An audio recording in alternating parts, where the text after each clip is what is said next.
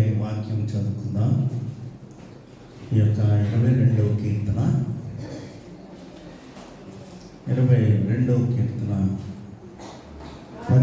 18వ వచనాన్ని చదువుకుందాం. నా వస్త్రములు వారు పంచుకొని కొనుచున్నారు, నా అంగీ కొరకు చీట్లు వేయుచున్నారు. యెహోవా దూరముగా నుండకుము అని ప్రార్థన చేస్తాం. ఈ దినము మనకి ఇచ్చినటువంటి అంశము ఆదరణ. దావీదు కూడా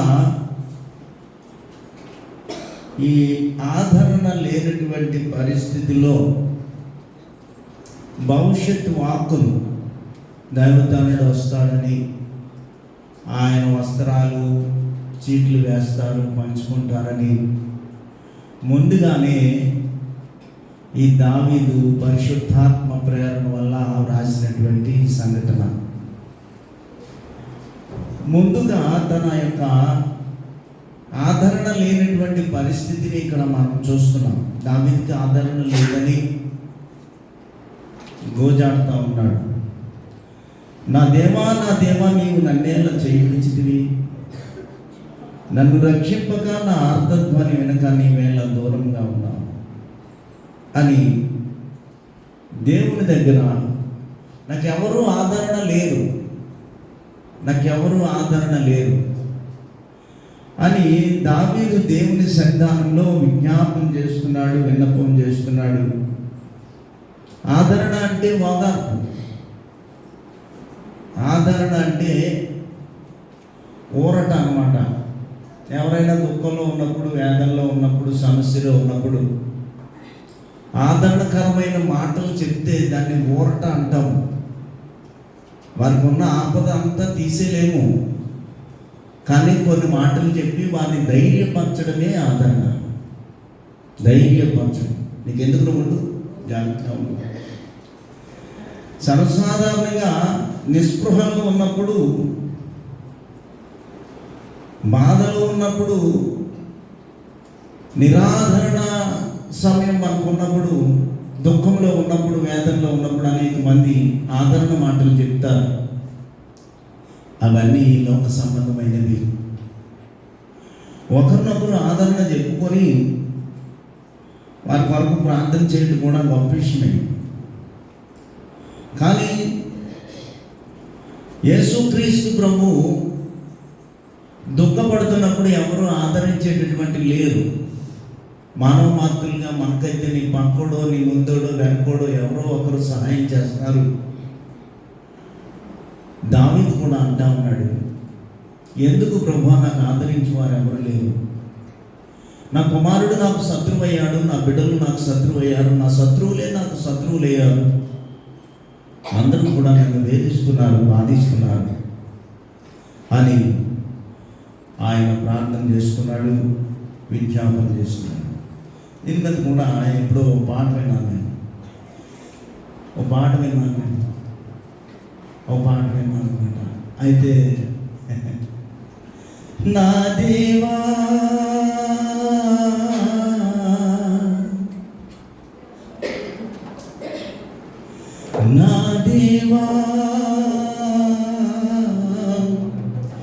నీవు నన్నేల విడనాడితివి, నా దేవా నీవు నన్నేల విడనాడితివి, నన్ను రక్షింపగా నా తత్వని వినక, నన్ను రక్షింపగా నా తత్వని వినక, నీవేల దూరముగా ఉన్నావు, నీవేల దూరముగా ఉన్నావు.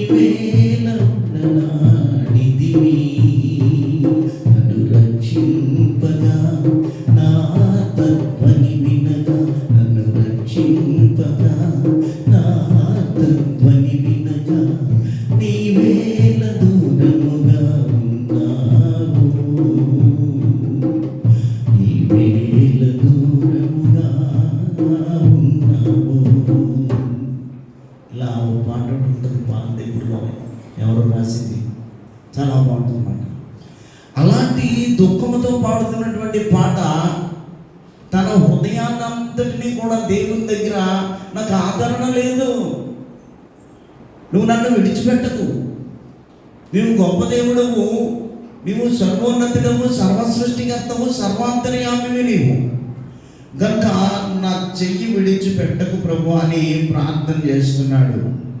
ఈయన దగ్గర ఎలాంటి వారు ఆయన్ని శ్రమ పెడుతున్నారు అని మనం ఆలోచన చేస్తే 20వ వచనంలో మనం చూస్తున్నాం. చూడండి, ఆ ఖడ్గము వంటి వారు నా ప్రాణము తీయజూచున్నారు, కుక్కల వంటి వారు నా ప్రాణము తీయజూచుచున్నారు, సింహపు వంటి వారు నా ప్రాణం తీసేస్తున్నారు. చూసారా ఎలాంటి వారు? వాళ్ళు ఎలా పోల్చారో చూడండి, శత్రువులను. దావీదు తన శత్రువులను ఎలా పోల్చాడో చూడండి. ఎలాంటి వారంట? ఖడ్గము వంటి వారు, ఖడ్గము ప్రాణం తీసేది.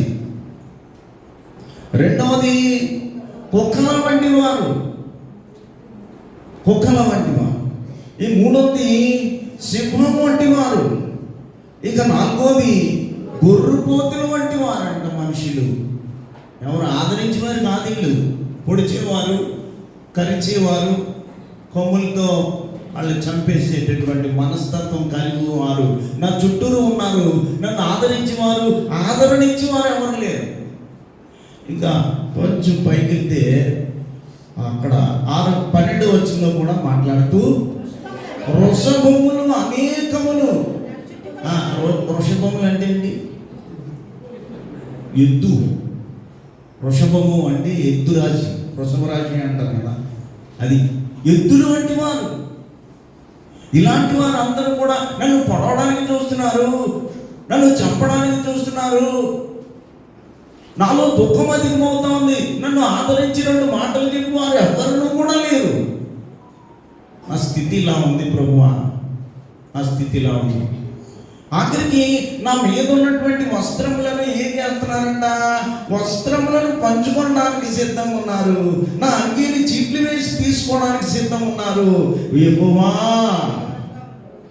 దూరంగా ఉండదు ప్రభువా. ఎప్పుడైనా ఇలా ఆదరణకరమైనటువంటి మాటల కొరకు ఎదురు చూచావా? 22:18 మనం చూస్తాము. చూడండి, నా వస్త్రమును వారు పనిచేసుకుంటున్నారు, ఇంకేం లేదు, నా రాజ్యాన్ని దోచుకోవడానికి చూస్తున్నారు. మరి అందరూ కూడా గొర్రెపోతు ఓటం కలిగిన వారు, ఎద్దులు ఓటం కలిగిన వారు. చూసారా ఎలా పోలుస్తున్నారు? అందుకే నా దేవా, నా దేవా, నీవు నన్నేల విడనాడితివి, నన్ను రక్షింపక నా ఆర్తత్వని కనుక నీవేళ దూరముగా ఉన్నావు. ఒకసారి నన్ను జ్ఞాపం చేసుకో అంటూ ఆ 6వ వచనంలో ఒక మాటను కూడా తెలియజేశాడు. నేను నరుడను కాను, మంటి పురుగు వంటి వాడు. మంటి పురుగు ఏమైనా పైకి ఎత్తుతుందా? వానపాము పైకి ఎత్తుదండి, భూమిని అంటి పెట్టుకుని ఉంటుంది. ఎంత తగ్గింపు జీవితాన్ని ప్రార్థన చేస్తున్నాను.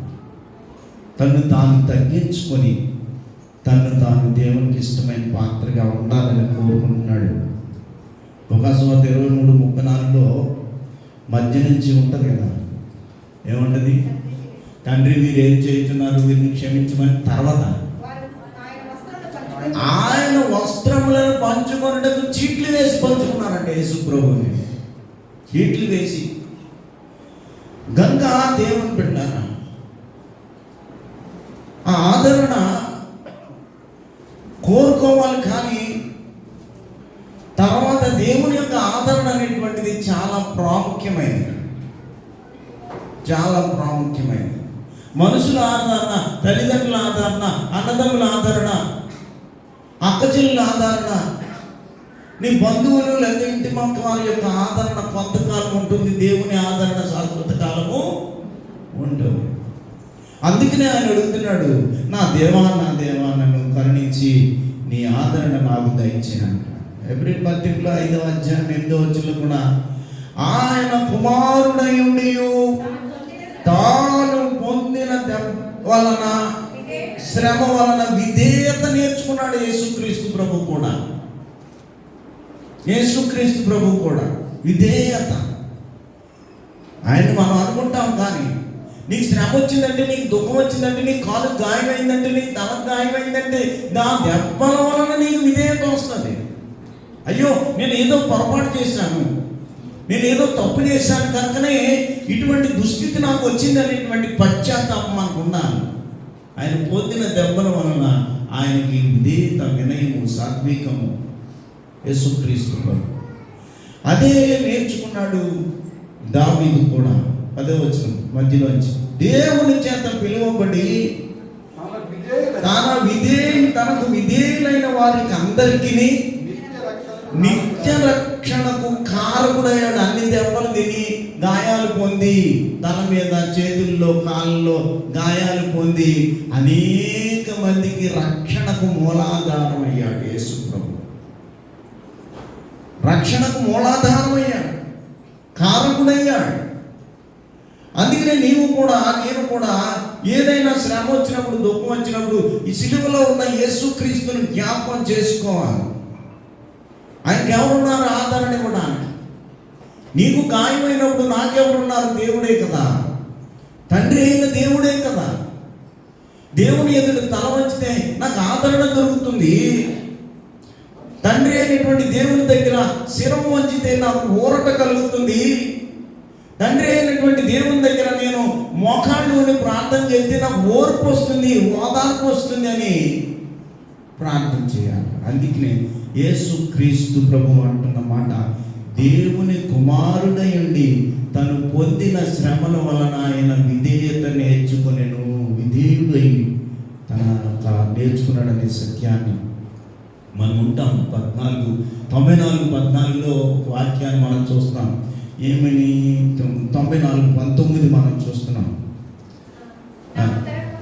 నా అంతరంగమందు విచారములు హెచ్చగా నీ గొప్ప ఆదరణ నా ప్రాణమునకు నెమ్మది కలుగజేసాను.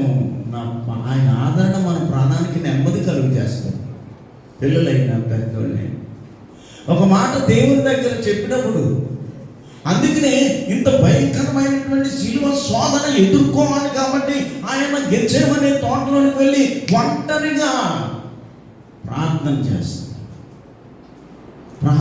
ప్రార్థన ఇందాక చదివిన లోకాసువార్తలో చదివిన చోటే 3-4 సార్లు ప్రార్థన ఉందని చదివేటప్పుడు చూశాను. కాబట్టి చెప్తాను, ఇంకా ముందుకెళ్దాం. 54:4 కీర్తన.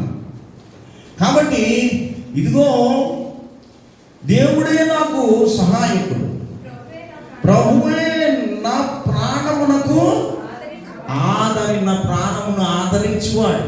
దేవుడే ఆదరిస్తాడు. యేసుక్రీస్తు ప్రభు కంటే మనము గొప్పవారము కాదు, కానీ తండ్రి అయినటువంటి దేవుని నన్ను ఆదరించు, నా వస్త్రములను వాళ్ళు చీట్లు వేసుకుని కొనుక్కుంటున్నారు అని ప్రభు అడిగినట్లే మనం కూడా మన కష్టాన్ని బట్టి దేవుణ్ణి అడగాలి. దేవుణ్ణి అడిగి మన ప్రతి విషయాన్ని దేవునితో ఒక ఒప్పందం పెట్టుకోవాలి, ఒక తీర్మానం పెట్టుకోవాలి, ఒక నిబంధన పెట్టుకొని పోయాలి మనందరం కూడా. అదే గొప్ప ఆదరణ. దేవునితో కలిసిమెలిసి జీవించుట ఆదరణ ఇస్తాడు దేవుడు. ఈ ఆదరణ కొరకే యేసుక్రీస్తు ప్రభు చేసినటువంటి గొప్ప కార్యం ఏమిటి అంటే, ఆ గెత్సేమనే తోటలోకి వెళ్ళి ప్రార్థన చేస్తున్నాడు ఒంటరిగా. ఇక్కడే ఉన్నాడు మీరు అంటే వాళ్ళు ఎవరిని నిద్రపోతున్నారండి, సోమరులు కనుక దేవుని యొక్క చిత్తాన్ని జరిగించడానికి, దేవుని యొక్క ఆదరణ పొందడానికి, దేవునిలో తను అనుకున్నది సంపూర్ణం చేయడానికే గెత్సేమనే తోటలోకి వెళ్ళాడు.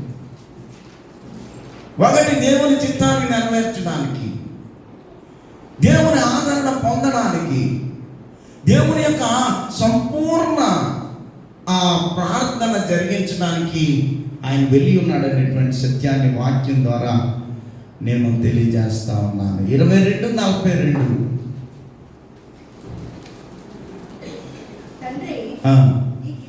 ఈ దీన్ని నా యొద్ద నుండి తొలగించుటకు నీ చిత్తమైతే తొలగించుము. అయినను నా ఇష్టము కాదు, నీ చిత్తమే సిద్ధించును గాకని ప్రార్థించెను. అక్కడ మొదలైంది. అదే పేరాలో సుమారు 4 సార్లు ప్రార్థన ప్రార్థన ప్రార్థన అన్నిటికీ రౌండ్ చుట్టాను. మీరు కూడా అండర్లైన్ చేసుకోవాలన్నమాట, చిన్న ఎక్కువ కాకుండా. కాబట్టి ఎన్నిసార్లు వచ్చింది అక్కడ? సుమారు 3-4 సార్లు ప్రార్థన చేశాను. ఆదరణ కొరకు ఎదురు చూచాడు యేసుక్రీస్తు ప్రభు. ఆదరణ కొరకు, లోకము కొరకు ప్రార్థన చేసినప్పుడు, నీ కొరకు ప్రార్థన చేసినప్పుడు, నా కొరకు ప్రార్థన చేసినప్పుడు కాసేపటికి నీ చిత్తమే సిద్ధించును గాక. ఆయన వేదన పడి మరింత ఆతృతగా 44 ప్రార్థన చేయగా ఆయన చెమట నేల మీద పడుచున్న గొప్ప రక్తపు బిందువుల వలె ఆయను ఆదరించేవారు లేరు. ఈ చెమట గ్రంథుల్లో నుంచి రక్తం వస్తుంది ఆయన ప్రార్థన చేస్తుంటే మోకాళ్ళలోని. ఈ చెమట గ్రంథుల్లోంచి ఆయన చెమటే రక్త బిందువుగా భూమి మీద పడుతుంది. అయినప్పటికీ ఆదరించేవారు లేరు. దేవుని యొక్క చిత్తాన్ని నెరవేర్చడానికి ఆయన సంపూర్ణమైనటువంటి ప్రార్థనలోకి వెళ్ళిపోయాడు. ఏం జరుగుతుందో ఆయనకి తెలియదు, ఏం జరుగుతుందో తెలుస్తుంది. నేను కూడా ధ్యాసలో వెళ్తే అలాగే ఉంటుంది. నీకున్న దుఃఖాన్ని బట్టి దేవుని దగ్గర మోకరిస్తే కాళ్ళు నొప్పి తెలుస్తున్నది అలా తెలీదు. నీకున్న వేదనే ఇక్కడ నిలబడుతుంది. నీకున్న సమస్య మోకాళ్ళ నొప్పి తెలియకుండా చేస్తుంది. నీకున్న బాధే దేవుని సన్నిధానంలో మోకాళ్ళ నొప్పి లేకుండా ఈ వేరే ఆలోచన లేకుండా చేస్తుంది. ప్రభు కూడా అక్కడ గుమ్మం దగ్గర వాళ్ళు ప్రార్థన చేయమని లోనికి వెళ్ళి ఈ ప్రార్థన చేస్తున్నాడు. ఆతృత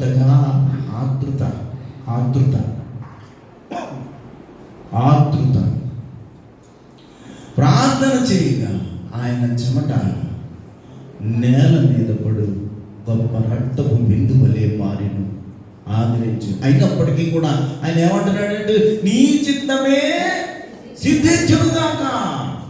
ఎంత మంచి మాట ప్రభువుకి అర్పిస్తున్నాడు. తండ్రి అయినటువంటి ఎవరైతే ప్రభువుని లోకానికి పంపించాడు, తండ్రి అయినటువంటి దేవునికి అప్పగిస్తున్నాడు. ఈయన నీ చిత్తమే, ఇంకా నా ప్రాణం పోయినా ఉన్నా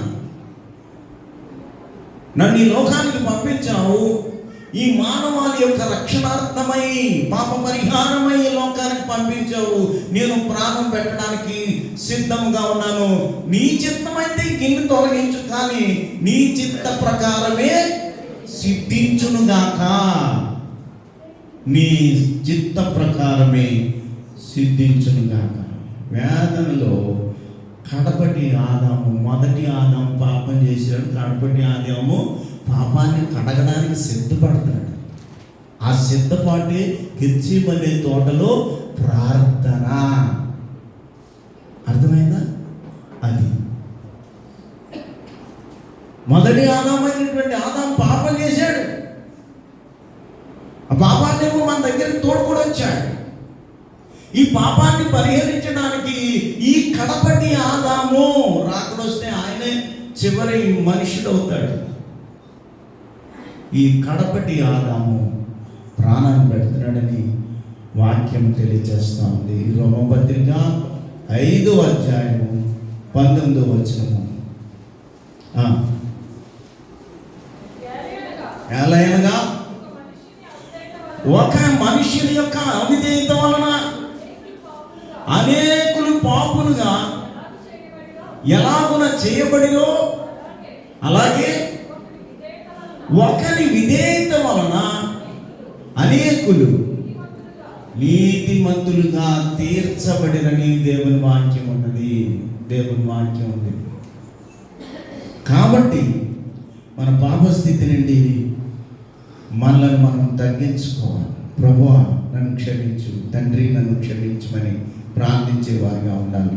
అదే దాని పక్కనే ఫిలిప్పీ పత్రిక 2వ అధ్యాయం 5వ వచనంలో కూడా, అక్కడ కూడా సిలువలో తన్ను తాను తగ్గించుకొనని దేవుని వాక్యం తెలియజేస్తాం. కాబట్టి దేవుని పిల్లరా, ఎప్పటికప్పుడు నిన్ను నీవు పరిశీలన చేసుకోవాలి. అయ్యో నన్ను ఆదరించేవారు లేరు, నాకు సహాయం చేయవారు లేరు, నాకు సాయం చేసేవారు లేరని మనం అనుకుంటాం. మీరు ఎందుకు నిద్రపోతున్నారు? ఆయన ప్రార్థన చాలించి తన శిష్యుల యొద్దకు వచ్చినప్పుడు వారు దుఃఖముతో నిద్రపోతున్నారు. ఎన్నో వాక్యము, నిద్రపోతున్నారు. వాళ్ళు వచ్చేసరికి ప్రభువేమో వారిని ఆయన చెమటేమో రక్తముగా మారినంతగా ప్రార్థన చేస్తున్నారు. ప్రభువు ప్రార్థన చేస్తా ఉంటే మధ్యలో ప్రభువు లేచి చూచేసరికి వీళ్ళు నిద్రపోతున్నారు. ఎవరైతే కూర్చోమన్నారు. ఈ నిద్ర మత్తు ప్రమాదకరమైనది.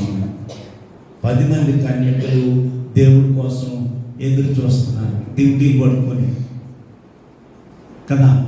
ఇంకా రావట్లేదు. అయిపోయేసరికి అందులో 5గురికి నూనె అయిపోయింది. సరే నూనె అడిగారు పాపని, అయ్యో దేవుడు వస్తాడని మేము నూనె తెచ్చుకుంటే నీకు ఎలాగిస్తాం అని 5గురు దెబ్బలాడారు. సరే ప్రభు వస్తాడు కదా, కంగారేముందంటే ఒక్క కునికి లాగారు. లాగిన వెంటనే ప్రభు వచ్చాడు. డ్యూటీలతో ప్రభు కొరకు ఎదురు చూచిన వారు పరలోకం వెళ్ళారు. వీళ్ళు నిత్య నరకానికి. నిద్ర ప్రమాదమైనది. నిద్రనే శోధకుడు నీకు నాకు వచ్చాడు అనుకోండి, ఎన్నో కష్టాలు వస్తాయి, శ్రమలు వస్తాయి, దుఃఖం వస్తుంది, వేదన వస్తుంది. పౌలు ప్రసంగం చేస్తున్నాడు చక్కగా.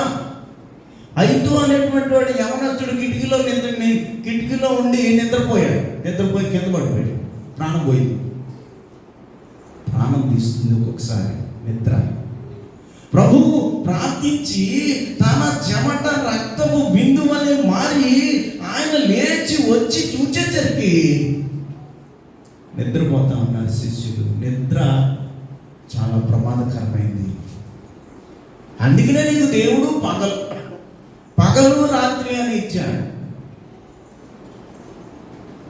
డ్రింక్ తాగాను వేళ అనుకోకుండా, ఎప్పుడు తాగకుండా కాదు. అందుకని అది చలాం గారు సైకిల్ ఎత్తున్నారు, నేను ఇంటి తాగితే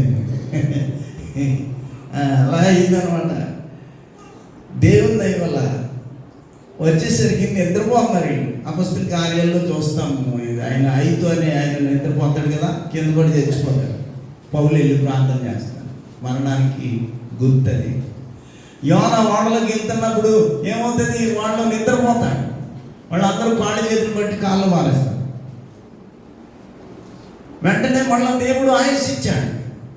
నిద్ర ప్రమాదమైనది. అలాగే దశలోని పత్రికలో నిద్రపోకండి, మీరు మెలకుగా ఉండండి. మెలకుగా ఉండి నా కొరకు మీరు ప్రార్థన చేయండి అని చెప్తే వీళ్ళు వెళ్ళి నిద్రపోతున్నారు. ప్రభు దుఃఖము ఆయన ఆదరించి వారు లేరు. ఆ వచ్చిన ముగ్గురైనా ఆదరిస్తారంటే ఏం చేస్తున్నారు? వీళ్ళు నిద్రపోతున్నారు. నిద్ర మరణానికి సాదృశ్యం. అందుకనే ఆ మాట, కావున ఇతరుల వలె నిద్రపోక మెలకుగా ఉండుడి. అందుచేత నీవు నిద్రించుచున్న నీవు మృతులలో నుండి లేము. ఎఫెసీ పత్రికలో నిద్రలో నుండి లేము. కాబట్టి మనం ఎప్పుడు కూడా ఇక్కడ చర్చిలో కూడా చాలామంది నోరాలు చేస్తారు. ఒకసారి నేను చర్చికి వెళ్తే అక్కడ చూశాను నేను. ఇంకేం చేయాలి మరి? సరేలే ఆవిడ లెక్కుతుంది అనుకుంటాం మనం. ఆవిడ లెక్కుతుంది. చెమట రక్తపు బిందువు వలె మారిందని దేవుని వాక్యము తెలియజేస్తుంది. కాబట్టి ఎంత దూరము మోయించెదరు.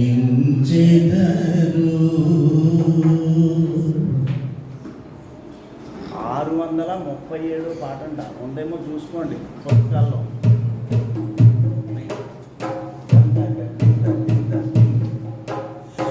ఎంత దూరము మోయించెదరు స్వామి, ఇంత సిలువానెత్తి ఇంతైన దయాలేక.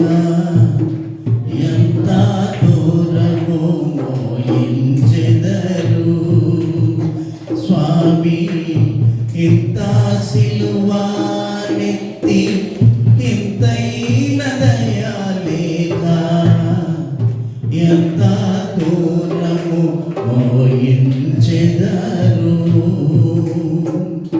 ఒంటిగా ప్రార్థించి ఉపవాసములు చేసి, ఒంటిగా ప్రార్థించి ఉపవాసములు చేసి, కంటిని దురాలేక కలత చెందిన ప్రభుని ఎంత దూరము మోయించెదరు.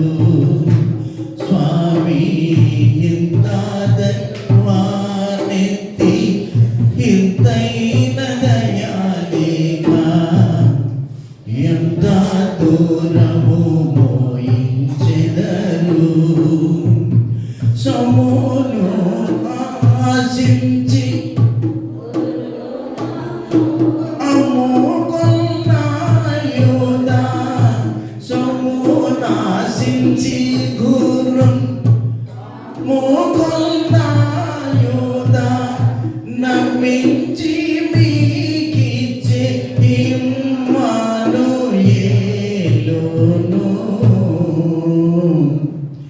ఎంత దూరము మోయించెదరు.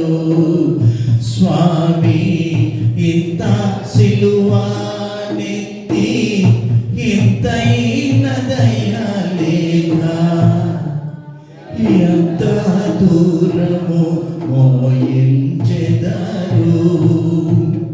యేసు నీ కొరకైనే నే చూడ కంటేను, యేసు నీ కొరకైనే నే చూడ కంటేను, దోషినని గ్రహించి దోషులో కూడా మేలు ఎంత దూరము మోయించెదరు. స్వామి ఇంత సిలువానెత్తి ఇంతైన దయా లేక ఎంత దూరము మోయించెదరు. చెమట రక్తపు బిందువు వలె మారింది. దేవుని కుమారుడైనటువంటి క్రీస్తు చెమట రక్తపు బిందువు వలె అయింది. అయినను ఆదరించేవారు లేరు. ఆదరణ లేదనేటువంటి చింత లేదు, కానీ తన తలంచినటువంటి పాత్రను మోయడానికే సిద్ధపడతా ఉన్నాడు యేసుక్రీస్తు ప్రభు. తన బాధ్యత ఏమిటి? తండ్రి నీ చిత్తమైతే గిన్నెను తొలగించు, కానీ నీ చిత్త ప్రకారమే నేను చేస్తాను, కానీ నీవు మాత్రం ఎంత మాత్రమో నువ్వు అప్పగించిన పని మాననని తెలియజేస్తున్నాను. దుఃఖంతో ప్రార్థన చేస్తున్నాను. ఒక్కడైనా ఆదరించేవాడు లేడు. నీ కొరకు ప్రార్థన చేయడానికి వెళ్ళి ఉన్నాడు ప్రభు. ప్రార్థన చేస్తున్నాడు. ఆ ప్రార్థన ఉన్నతమైనది, ఆ ప్రార్థన శ్రేష్టమైనది, ఆ ప్రార్థన విలువైనది. లోక కళ్యాణార్థమై ప్రార్థన చేస్తున్నాడు. ఎప్పుడైనా నీవు నేను ప్రార్థన చేస్తున్నా? నీ కుటుంబం కొరకు నువ్వు ప్రార్థన చేస్తే చాలు. నీ కుటుంబం యావత్తు కూడా ప్రతి వారు కూడా రక్షణ పొందాలని, ప్రతి వారు కూడా బాప్తిజం పొందాలని, ప్రతి వారు కూడా దేవుని రాజ్యానికి వారసులు అవ్వాలని, వీళ్ళలో ఉండగా దేవుని నామాన్ని స్తుతించాలని, కనపరచాలని, మహింపరచాలని, దేవునికి ఇష్టమైన పాత్రగా నీవు నేను ఉండాలని ఎప్పుడైనా నీవు ప్రార్థన చేసావా? ఎప్పుడైనా ప్రార్థన చేసావా? దావీదు అంటాడు 34:6. దావీదు అంటాడు 34:6, ఈ దీనుడు మొరపెట్టగా యెహోవా ఆలకించెను, అతని శ్రమలన్నిటిలో నుండి అతనిని రక్షించెను. నువ్వు రక్షింపబడాలంటే నీలో ఏముండాలా? దుఃఖభరితమైనటువంటి ప్రార్థన ఉండాలా. అదే చేస్తున్నాడు గెత్సేమనే తోటలో. వేరొకరు ఆదరించేవారు అనేక మంది ఉన్నారు. ఎవరు కూడా నన్ను ఆదరించలేదనేటువంటి ఆలోచన కాదు, కానీ దేవుని యొక్క చిత్తాన్ని నెరవేర్చాలని, దేవుని యొక్క ప్రణాళికను నెరవేర్చాలని, దేవుని యొక్క నిబంధనను మానవాళి రక్షణార్థమై ప్రాణం పెట్టాలనేటువంటి ఆలోచనతో ప్రభువు ఈ మాట తెలియజేస్తా ఉన్నాడు. అందుకనే ఈ దీనుడు మొర్ర పెట్టగా యెహోవా ఆలకించి, యేసుక్రీస్తు ప్రభు మొర్ర పెట్టగా దేవదేవుడు ఆలకించి ఉన్నాడు. ఆ శిలువ కార్యాన్ని నెరవేర్చడానికి, ఆ శిలువ కార్యాన్ని నెరవేర్పు పొందడానికి, అనేక మంది పాపుల యొక్క రక్షణార్థమై శిలువలో మరణించడానికి, నీ కొరకు నా కొరకు, మనందరి పాప శాపముల కొరకు శిలువలో ప్రభు దీనుడుగా శిలువకు అప్పగించుకున్నాడు. అదే గెత్సేమనే తోటలో ప్రార్థన 7వ వచనం. యెహోవా యందు భయభక్తులు గలవారి చుట్టూ ఆయన దూతలు కావలి ఉండి వారిని రక్షించెను. తనకు తానుగా దేవునికి సమర్పించుకున్నాడు, తనకు తానుగా మన కొరకు ప్రాణం పెట్టాడు. కానీ వెనకాల ఏముందంట? దూతల సమూహం ఉన్నది. ఒంటరి కాదు యేసు ప్రభు. అందుకనే నువ్వు ఒంటరిగా ఉన్నావు, నన్ను ఆదరించే వాళ్ళు లేరని నువ్వు అనుకుంటావు, కానీ ఒంటరివి కాదు. దేవదూతల సమూహము నిన్ను రక్షించడానికి సిద్ధంగా ఉంటుందని యేసు క్రీస్తుకు బదులుగా నీకు నాకు తెలియజేస్తున్నాడు దేవుడు. ఇది సత్యం. నన్ను ఎవడు అనుకుంటాం, నిజంగా నేను కూడా అనుకుంటాను కదా, ఏదో దెబ్బతైంది అనుకోండి, చాలా గారు కంటాస్పిరేషన్ చేయించుకున్నారు, పలకరించలేదు అనుకో, నన్ను ఎవరు పలకరించలేదు, నన్ను ఎవరు పలకరించలేదు అనుకోవచ్చు. అది మానవ గుణం, మానవ లక్షణం. కానీ దేవుని దూతలు నీ చుట్టూరు ఉంటారట. అక్కడ ఆ మాట తెలియజేస్తా ఉన్నాడు. యెహోవా యందు భయభక్తులు గల వారి చుట్టూ ఆయన దూత కావలి ఉండి వారిని రక్షించునని దేవుని వాక్యం తెలియజేస్తా ఉంది. అదే మాట ఈ యొక్క 91వ కీర్తనలో కూడా మనం చూస్తాం కదా. 91, అతడు నన్ను ప్రేమించుచున్నాడు కనుక నేను అతన్ని తప్పించేదనని వాక్యం ఉంది. చూడండి, అతడు నన్ను ప్రేమించుతున్నాడు కనుక నేను అతన్ని తప్పించేదను. అతడు నా నామము నెరిగిన వాడు కనుక నేను అతన్ని ఘనపరిచేదను. అతడు నాకు మొరపెట్టగా అతనికి నేను ఉత్తరం ఇచ్చేదను. శ్రమలో నేను అతనికి తోడై ఉండేదను. అతని విడిపించుటకు అతని గొప్ప చేసేదను. దీర్ఘాయువు చేత అతన్ని తృప్తిపరిచేదను. నా రక్షణ యేసు క్రీస్తు ప్రభువుకు అనుగ్రహిస్తానని వాక్యం తెలియజేస్తాను. సరే, ఇక్కడ మనం కూడా అంతే. గెత్సేమనే తోటలో ప్రార్థన చేసినట్లుగా తనకు తాను తెలియనంతగా ప్రార్థన చేశాడు ఆయన. ఎందుకు? తెల్లవారితే శ్రమ, తెల్లవారితే దుఃఖము, తెల్లవారితే సమస్య, తెల్లవారితే శిలువ భారము, తెల్లవారితే కష్టం ఉన్నది, నష్టం ఉన్నది, వేదన ఉన్నది, దుఃఖం ఉన్నది. తను తాను తట్టుకోలేనంత బాధ ఉంది. ఆ బాధను గురించి తన చెమట రక్తపు బిందువలే అవుతున్నది. నీవు నేనంటే నీకున్న సమస్యను బట్టి ప్రార్థన చేయి, ప్రార్థన చేయి. ఒకరోజు జరగలేదను, 2వ రోజు జరగలేదను, 3వ రోజు తప్పకుండా తన దేవదూతలను పంపించి నీకు గొప్ప అనుగ్రహాన్ని ఇస్తా. అదే చెప్తున్నటువంటి మాట. ఆమె నన్ను ప్రేమించింది కనుక, అతడు నన్ను ప్రేమించుతున్నాడు కనుక, ఈ యవనస్తుడు నన్ను ప్రేమించుతున్నాడు కనుక, ఈ చిన్న బిడ్డడు నన్ను ప్రేమించుతున్నాడు కనుక, నేను ఆపద వచ్చినా, శ్రమ వచ్చినా, దుఃఖం వచ్చినా, వేదన వచ్చినా నేను తప్పిస్తాను అని ప్రభు వాక్యం తెలియజేస్తాను.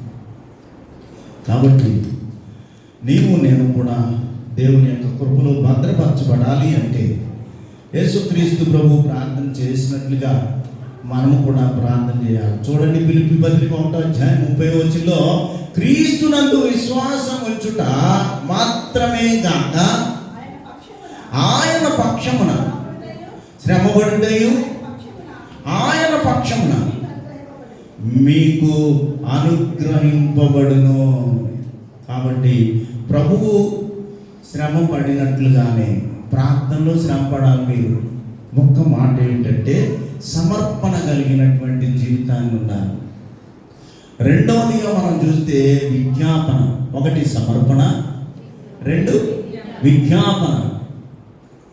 1 సమర్పణ, రెండు విజ్ఞాపన. ఆ రెండు ఉంటే మూడోది ఏముంటుంది?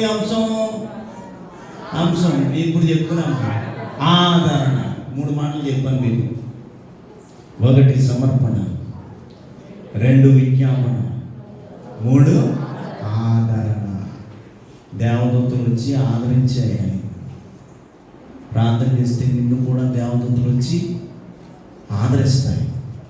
మనుషుల ఆదరణ శాశ్వతమైనది కాదు, దేవుని ఆదరణ శాశ్వతమైనది.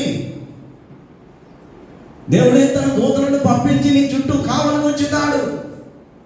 దేవుడే తన దూతలను పంపించి నీకు ఆదరణ ఇస్తాడు, ఓదార్పును ఇస్తాడు.